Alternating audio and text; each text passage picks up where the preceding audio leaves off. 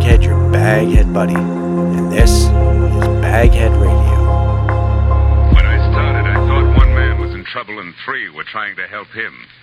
But after I found 2 pounds of tobacco, 2 pieces of brass, and a boat without a pilot heading straight out to sea, I knew they had all been in trouble, and all had taken the hard way out. From the pen of Raymond Chandler, outstanding author of crime fiction, comes his most famous character as CBS presents The Adventures of Philip Marlowe.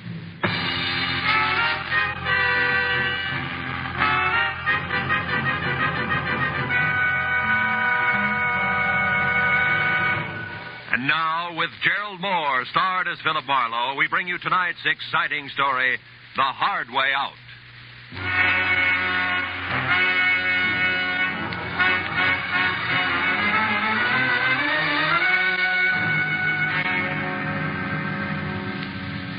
Killed a shank of the afternoon in a Hollywood department store, trying for the 5th consecutive year to select something unique in a personalized Christmas card. A bright-eyed salesgirl finally suggested in desperation a smoking 38, spelling out Noel in delicate wisps of white curling smoke.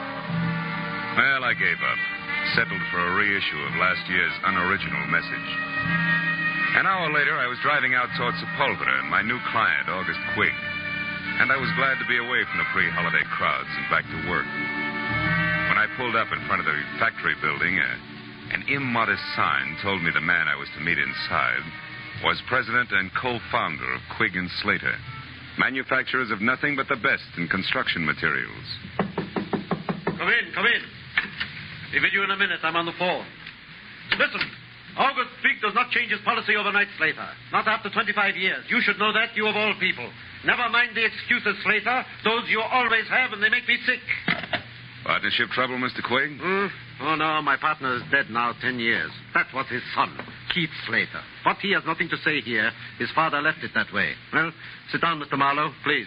Slater is not what I want to talk to you about. All right, Mr. Quigg. Who is the man and what's his problem? My general manager, Frank Emery. No? He has embezzled $60,000 of this company's money in the last year. Then isn't this a great time for you to climb the nearest rooftop and scream copper? No, because I want to save Frank Emery, not condemn him. Why? What's so special about a general manager who keeps dipping itchy fingers into the till? Mr. Marlowe, Frank Emery has worked for me for 7 years. And in that time, he has climbed from shop worker to plant foreman to general manager. And that is something which took me 15 years. Which proves what? That Frank can one day go right to the top. Here, to my job. The honest way. And that is just the path he was on until a year ago when he got married. Oh.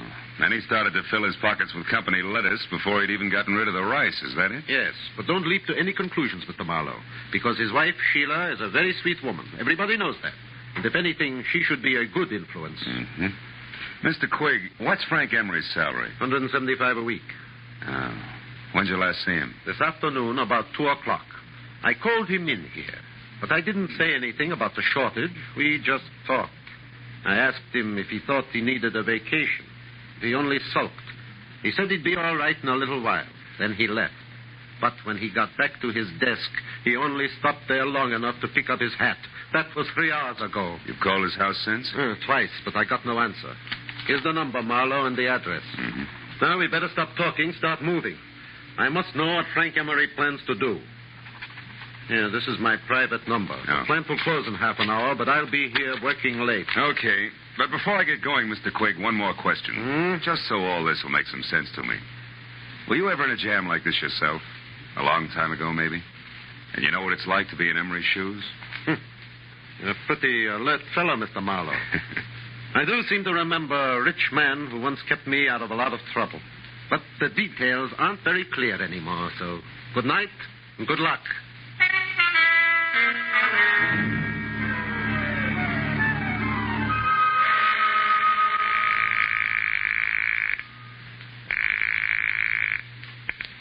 Hello? Mr. Frank Emery, please. I'm sorry he's not in. Is this Philip Marlowe? Yeah, that's right. That should make you Sheila Emery, huh? Yes, I just finished speaking to August Quigg at the plant, Mr. Marlowe. He told me about you. And about Frank. Take it easy, Mrs. Emery. Crying isn't going to help Frank any. Yes, I know. But how can I help, Frank? What can I do? I'm not sure, but look, can you meet me right away? I'm at the Golden Crown. It's a cocktail lounge on Santa Monica Boulevard near Bradley. Yes, of course, Mr. Marlowe. I'll be there as soon as possible.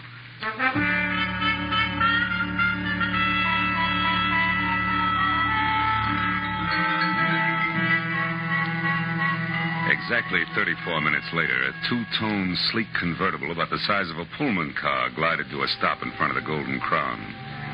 The loveliness behind the wheel was wearing a $100 hand-knit dress that just wouldn't let go. I knew it couldn't be Sheila Emery, but it was. She was a tall, luscious blonde with blue-gray eyes that were set wide apart and a face that any angel would have gladly traded his wings for. Now, 5 minutes later, we were seated inside at a quiet corner booth. But only 2 weeks ago, everything was perfect, Mr. Marlowe. Frank didn't seem to have a care in the world. Mm-hmm. Then all of a sudden, he changed. He became quiet, almost morose. You never suspected that he was stealing from Quig? Of course not. And I still think there's some explanation, something we don't know about. Maybe. But from where I sit, it looks like you two have been keeping up with the Vanderbilts instead of the Joneses. It always danced the bank account. Just what do you mean by that, Mr. Marlowe? Exhibit A, that knit 1 pearl 2 number you're wearing. What? Exhibit B, that splash of automobile you drove up in. But Frank said we could afford those things. I know because I was worried when we bought the boat. Yeah, what boat? The Carefree. It's a 30-foot sailboat. We dock it near our cottage just beyond Santa Monica. Hey, wait a minute. A sailboat, a cottage at the beach, that car? Just how far do you think $175 will stretch these days? What do you mean? Frank makes twice that, plus bonuses. Not unless he has a very fancy paper route on the side. Because 175, period, is the figure that Quig quoted to me an hour ago. Oh, no. No, I can't believe that. Frank wouldn't lie to me that way. Yeah, some guys do funny things when they're too much in love. Oh, now, look, tears take time, honey. How about holding him back long enough to give me some dope that'll put me on Frank's trail, huh? I mean, names and numbers, his clubs, his friends, anything that'll give me a line. Yes, of course. But all that information is in his address book at home. All right. Home's our next stop. Just between us, Sheila. What are the chances that Frank has an extracurricular interest on a back street somewhere? Another woman? Oh, no, I'm sure that's not the way things are. Frank loves me very much. Yeah, I guess so. Believe me, if he doesn't, we're not looking for an embezzler. We're after a maniac. Come on, let's get out of here.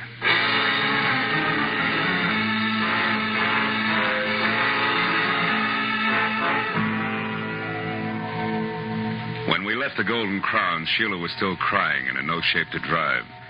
So after parking my coupe in a nearby lot, we floated out to the Emery place in Brentwood in a two-tone Nash, which did everything at the push of a button except dry a girl's tears. At her house, Sheila pulled herself together long enough to give me a handful of addresses that might possibly lead to Frank Emery. But just as I was about to leave, I noticed a single phone number scribbled in pencil on the edge of a desk blotter. It was Crenshaw 22131. And since Sheila couldn't explain it, I wrote it down on a slip of paper and filed it in my pocket and left. But once outside, I remembered that my car was still on Santa Monica Boulevard at the Golden Crown. So I started back to the house to call a cab. I stopped suddenly at the sound of somebody in the shadows alongside the house. When I moved toward the noise, a man darted out between two trees, and I went after him. Get your hands off. Why? So we can play another round of hide and seek? No dice, brother. I'm getting too old for it. Now, who are you? What are you doing around the Emery place? Come on, let's have it. Say, wait a minute. Aren't you Marlowe? The man August Quig hired? That's right. You still haven't answered my question. Oh, no, but I will now that I know who you are. I'm Keith Slater. Surely dear Quig must have told you of me, the wastrel son of his late partner. He did, but you're still parrying, Slater. Why were you hiding behind those trees? Correction, Marlowe. I wasn't hiding. I was waiting for Frank Emery. All right, we won't argue terms. Why were you waiting? Because I wanted to get hold of Emery and help him before he goes too far. You see, Marlowe, he came back to the office after you left. What? Did he talk to Quig? No, the place had just closed and the old man was out for dinner. Did you talk to Emery? Yes, and it wasn't much fun. That poor fella's just about out of his mind, Marlowe. Well, he raved on for an hour and a half about how unfair Quig was. Said he knew that I was the one who'd get to run Quig and Slater after the old man died. I don't follow that. When did you become the fair-haired boy around there? Oh, I'm hardly that. But I do own a quarter of the plant unless, of course, Quig fires me one day. Those are the terms of my father's will. But Quig won't fire you, is that it? He wouldn't think of it. After all, that would keep my dear father from resting easy in his grave. Okay, let's skip it. Exactly what did Frank Emery tell you, Slater? He said that August Quig was a two-faced liar and that he'd settle with him in his own way. I told Quig that when he got back from dinner. And I also reminded him that Frank had a key to the office. That didn't faze Quig, did it? No, he said he never worries twice. If Emery walked in on him, he'd think about what to do about it then. I tell you, Marlowe, we've got to get hold of Frank Emery and stop him before it's too late.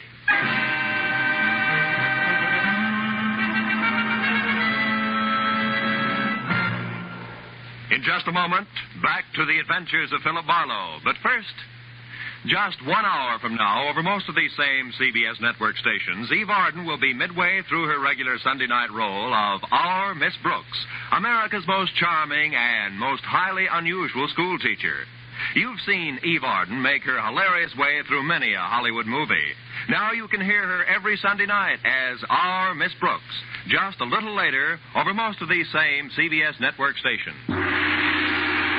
And now, with our star, Gerald Moore, we return to the second act of The Adventures of Philip Marlowe and tonight's story, The Hard Way Out.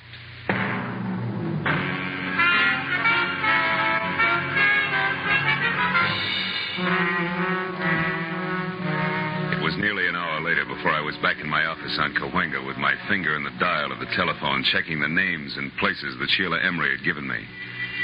2 nightclubs, 3 hotels, and 5 friends later, I'd run through the list without a single kosher lead. Sitting there thinking of all the places a guy could disappear to, I reached into my pocket for a lifesaver and found something else. A slip of paper that read Crenshaw 22131. The number I'd seen on the desk blotter at Emery's place. So, with nothing more to lose than another millimeter off the tip of my index finger, I went back to dialing.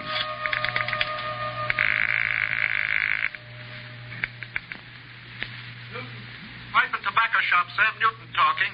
Newton's what? Pipe and tobacco shop, what can I do for you? Not a thing, old-timer. My mistake. Pipe and tobacco shop. Marlowe speaking. This is Sheila Emery, Marlowe. I think I know where Frank is. You do? Yes, at our cottage at the beach. It's closed up, but I was just going through some things in my desk when I discovered that the keys to the place were gone. And I clearly remember seeing them only yesterday. What's the exact location of that cottage? It's 2 miles north of Santa Monica and down on the beach, directly behind a large white frame house on the Pacific Coast Highway. Number 1221. You can't miss it. 1221. Okay, I'm leaving right now, and I'll call you as soon as I can, so try not to worry.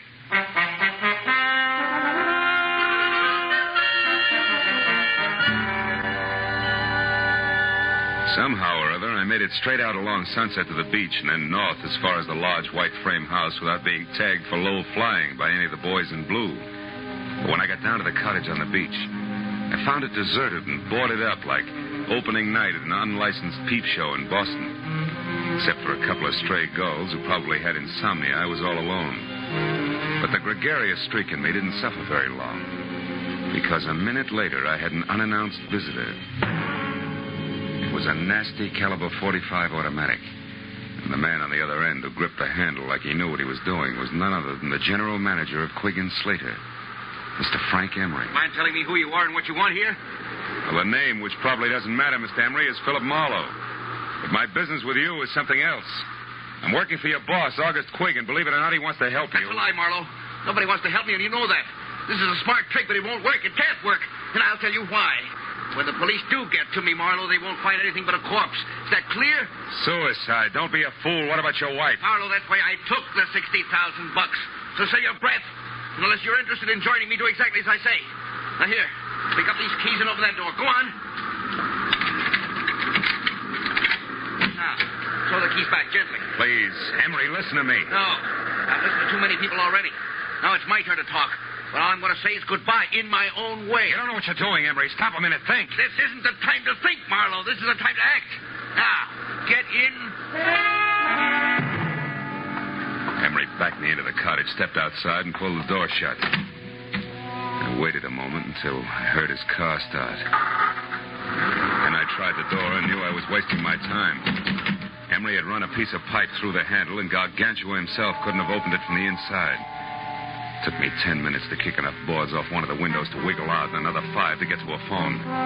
When I told Sheila that her husband was on her way home in a very desperate frame of mind, she promised to hold him at all costs until I could get there. 20 minutes later, I was in Sheila's house on Bundy Drive. Marlowe, what happened? Where's your husband? I don't know. He hasn't been here. Oh, fine. After you called me, I waited, but he didn't come back. Marlowe, what did you mean when you said Frank was desperate? I'm afraid Frank intends to kill himself. Kill himself? Oh, no, he can't. Now, we still may be able to stop him. When he left the beach house, he was heading someplace to say goodbye. I figured for sure that meant you, but wherever he was going, he didn't want to be followed. He locked me in and... The gun. Holy smoke, where's your phone? Right over there. Oh. Well, what about a gun? Does Frank have one? Yeah, 45. Didn't come here to make his last goodbyes. That only leaves August Quigg. Do you know what you're saying? Come on, answer that phone. No answer on Quigg's private wire. You're accusing Frank of murder. He hates Mr. Quigg, yes, but I know he couldn't kill him. He couldn't. Now, you listen to me. Your husband's cornered, and he's decided to blast his way out of a hopeless situation. I'm going to Quigg's office. If Frank comes back, try to keep him here. But don't try too hard, because it might be dangerous now, even for you.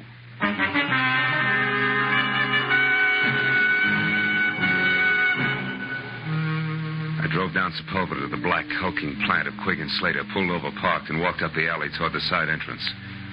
Through a barred window, I saw the feeble nightlight that glowed in the outer office. Otherwise, the place was dark. When I got to the door, I stopped.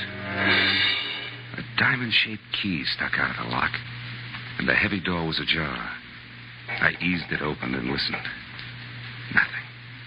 I pulled the key out of the lock and dropped it in my pocket. Then I went inside and switched on the lights. Oh, I found him on the floor next to the desk in his private office. He'd been shot in the chest point blank with a .45, which meant that even before he fell, August Quigg was dead. The room was untouched. Quigg's key case lay in the pencil tray on his desk. I snapped it open and saw what I expected. His diamond-shaped key. I switched off the lights and started out. When I heard heels clicking up the hallway, I backed up against the wall and waited. It was Keith Slater. He hesitated in the open door, a startled look on his face. Good Lord. Quigg. Hello, Slater. Who is it? Marlowe. I wouldn't touch anything if I were you. The police will want to see it just as it is. Marlowe, he's been murdered. I had no idea Frank would go this far. Yeah, he's full of surprises tonight. Are you sure he's not carrying any grudges against you? Frank and I are old friends. That old man in there was different. He wasn't human. He was a machine, a rock crusher with a concrete heart. I'm only sorry it was Frank who did that to him because he'll never be able to get away with it. He doesn't intend to. Plans to commit suicide any minute now. Tell me something straight, Slater. How does he feel about his wife? Is he jealous? Jealous? Why, Marlowe, you don't think that he might kill Sheila? I'm going to call her right away. Wait a minute. If Frank is there, a phone call would only hurry things. Come on, let's go.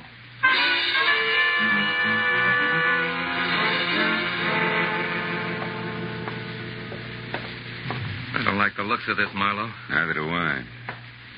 Sheila? Frank? Anybody home? They're not here, neither one of them.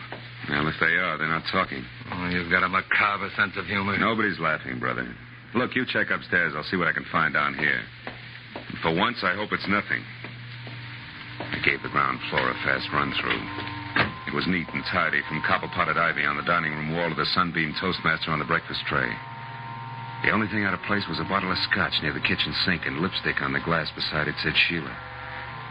I was back in the living room before I found out why she had needed that bracer. Propped against a bowl of violets on the coffee table were 2 notes pinned together. The top one was for me, from Sheila. It said, Marlowe, I just found this note from Frank. I'm sure he means that he's going out in our boat, the Carefree. I've got to stop him, Sheila. I turned to Frank's note and was reading it as Slater came down the stairs. Nothing unusual upstairs, Marlowe, did you? What's that? What have you found? Frank's suicide note. He asked Sheila to forgive him and forget him. Yeah, read it yourself. I'm going to call the police. Sure he means that he's going out in our boat to Carefree. Say. What's wrong? I thought you were going to call the police. I was. But I noticed this phone number here on the desk blotter again. It's a tobacco dealer. Slater, I've got a very wacky idea. I'm going to give it a try.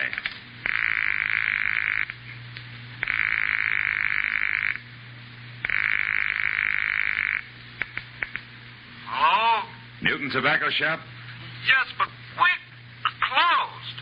It's after midnight, you know. Yeah, I know. This is the police, Mr. Newton. We want some information. Police? What did you want? Take it easy. Do you have a customer named Emery, Frank Emery? Yes. He was in late this afternoon. What'd he buy? Tobacco? A special blend I make up for him. I see. How much of it did he get? Oh, my. Let me think now. 2 pounds. Yes, that's right. 2 pounds. I'm sure of it. Man could lay quite a smoke screen with 2 pounds of tobacco, couldn't he? Thanks, Mr. Newton. You've been a big help. What's the matter, Slater? You look troubled. Are you thinking the same thing I am? I don't know what you're thinking, Marlowe. This. It's mighty weird for a guy who's planning suicide to go buy himself 2 pounds of tobacco a few hours before he blows his brains out. Put it succinctly, pal, I'm thinking that Frank Emery's suicide's a big fat phony. This is Lieutenant Ibarra. Marlowe, Ibarra. Catching you at this hour is the best break I've had all night. How so? What's up, Marlowe? Guy's been murdered, and his killer, one Frank Emery, is getting away by boat. Can you sell the harbor patrol on running him down for me? It's his own, a sailboat called the Carefree. A 30-footer with an auxiliary motor. He'll be out a ways, off Topanga Canyon. Well, that can be arranged, but where'll I find you? I'll need some particulars. I'm going to his beach place. It's in a little cove 2 miles above Santa Monica. There's a pier and a boathouse a couple of 100 yards beyond. Okay, Marlowe, we'll find it. Now, listen, don't get your feet wet. Wait till we get there.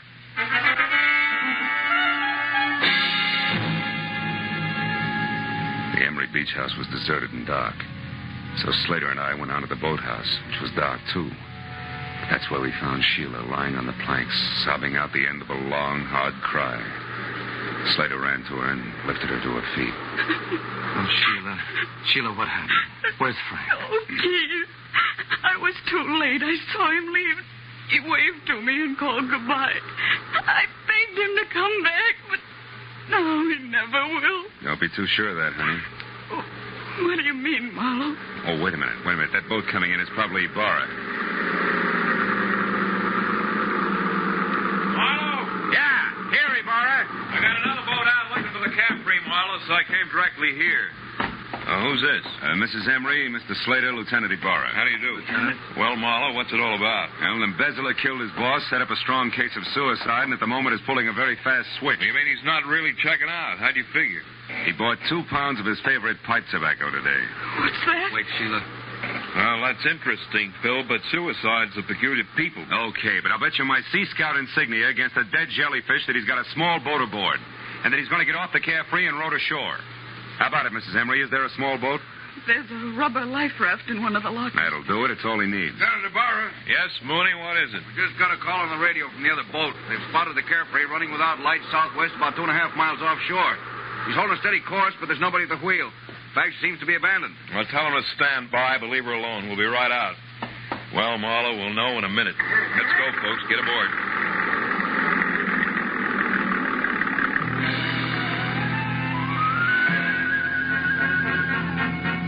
A harbor patrol cutter sliced through the black swells with the easy grace of a head waiter after a $10 tip.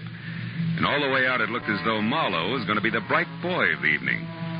When we pulled alongside the Carefree, made her fast and boarded her, it still looked that way. It looked great, right up to the point when Ibarra peered through the porthole in the closed cabin, jerked the door open, and went inside.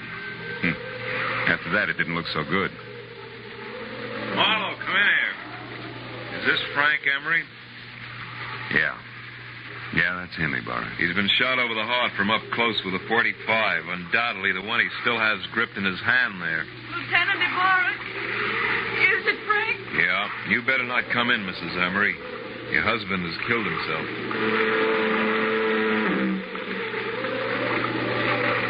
I walked back to the stern and sat down. Ibarra was going through his grim routine inside, and I felt lousy.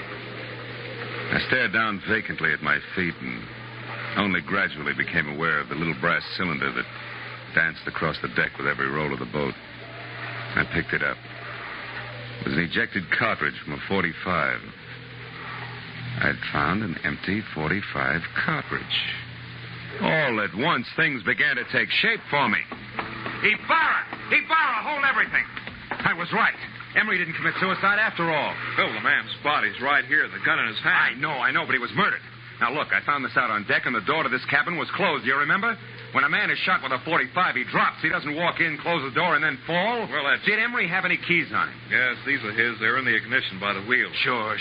Look, this diamond-shaped one. It matches one I've got in my pocket. Come on out on deck, Ibarra, and watch closely. Hey, Slater! Slater, can I see your key to the side door of the factory? Why, certainly, Marlowe. It's right here in my pocket. It's not in your pocket because it's here in my hand, Slater. You were so excited when you shot Quigg, you ran off and left it sticking in the lock. No. And here's one for you, Mrs. Emery. While the Carefree was still tied up at the dock, you stood right here, surprised your husband in the cabin door, and shot him. This little cartridge was ejected back to the stern. But you forgot about that, because after you shoved him inside and put the gun in his hand, you closed the door. Then you started the motor, locked the wheel, and cut the boat loose. I don't know what you're talking Look out, Ibarra, he's after your gun! That was nice, Ibarra. Marlowe, I wouldn't have believed this. Don't lose your place, because you'll have to go over it all again. Don't worry, I won't. You see, it's sort of like an equation. 2 pounds of tobacco and 2 pieces of brass added up to 2 bodies and 2 murderers.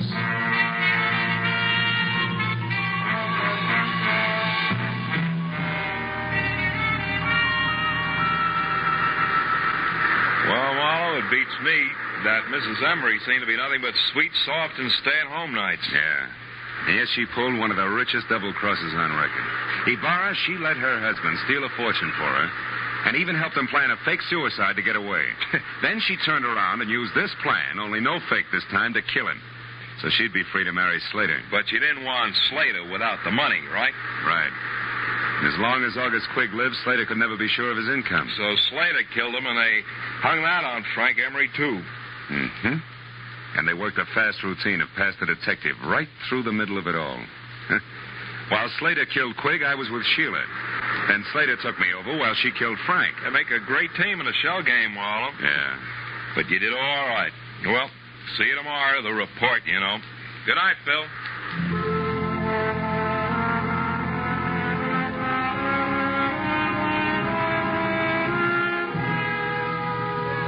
I sat alone on the pier for a long time. I watched the waves come in, and gradually my mind got untangled from the treachery and violence it had been wrapped up in all night.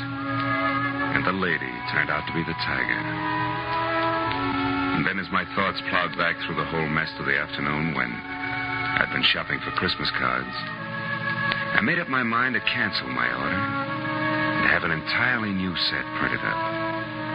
They say it pays to advertise, and if that's true, right across the top of my new cards in big block letters, I'm going to have the words, goodwill toward men. Who knows? Maybe it'll help.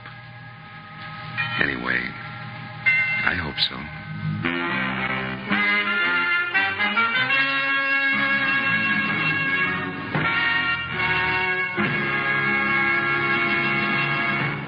The Adventures of Philip Marlowe, created by Raymond Chandler, stars Gerald Moore, and is produced and directed by Norman MacDonald. Script by Mel Donnelly, Robert Mitchell, and Gene Levitt. Featured in tonight's cast were Barbara Fuller, Louis Van Rooten, Bill Nally, and Edgar Barrier. Lieutenant Ibarra was played by Jeff Corey. The special music was conceived and conducted by Richard Arant.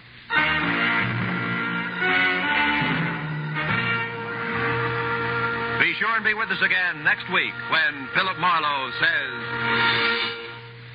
I walked into it smiling because it had all the corny elements. The weird doctor, the beautiful girl, the gloomy house on the windswept cliff, even the hulking menace. Only one thing was missing, the body. And that's when I stopped smiling, because I turned out to be the corpse myself, almost.